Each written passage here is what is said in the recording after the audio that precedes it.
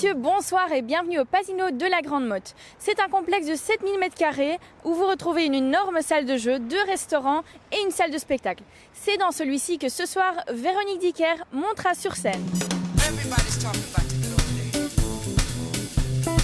Everybody's talking about the good old days. Everybody's talking about the good old days.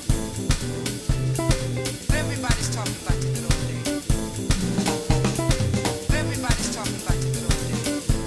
Côté jeu, le Pasino vous propose 200 machines à sous, 2 tables de blackjack, 7 tables de poker et d'autres jeux traditionnels. Avec ses 60 postes, le Pasino possède le plus grand parc de roulettes électroniques de la région.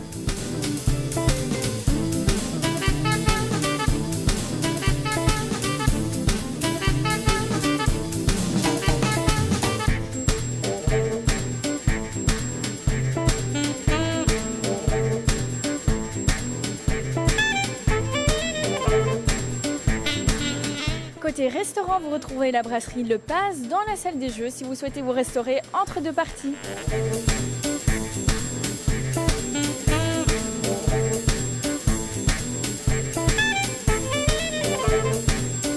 I'll never forget this night as long as I live. And I'll never forget. Mais il y a également le restaurant Hippopotamus à l'entrée du Pasino qui vous accueille tous les jours de midi à minuit.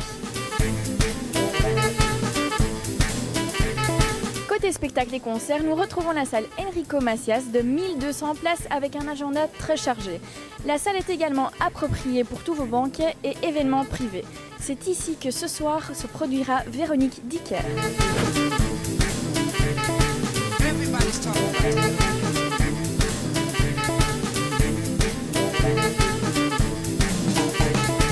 Everybody's talking about the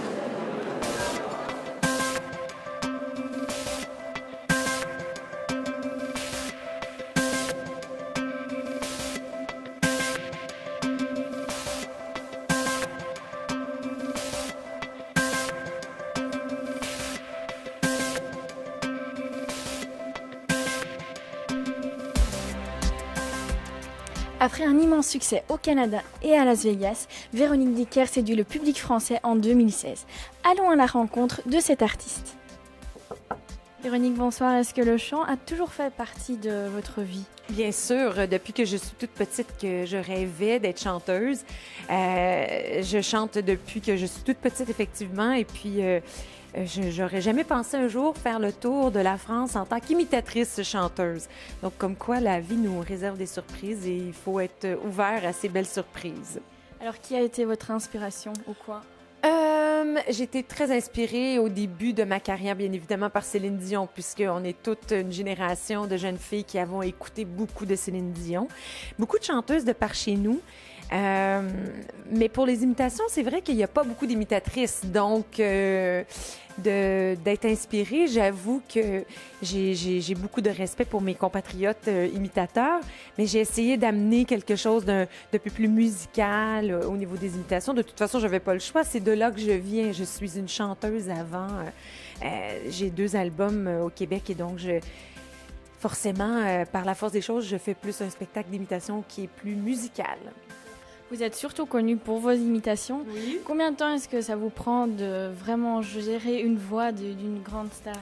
Ça dépend. Parfois, ça peut prendre quelques jours, des fois quelques heures, mais des fois quelques mois aussi. Comme par exemple, Barbra Streisand, je devais l'imiter pour mon spectacle américain et puis ça m'a pris beaucoup, beaucoup de temps.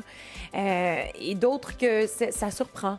Comme je pensais que Pink allait être une voix un peu plus difficile et puis ça a été une voix finalement qui est venue très rapidement.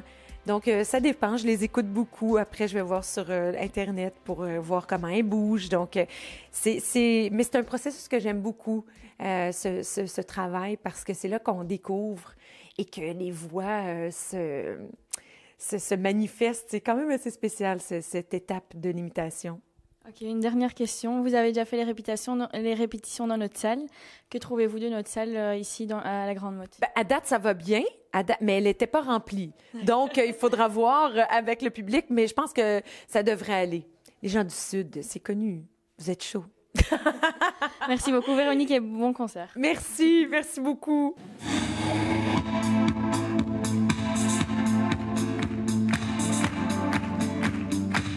J'ai tout mangé, les chocolats.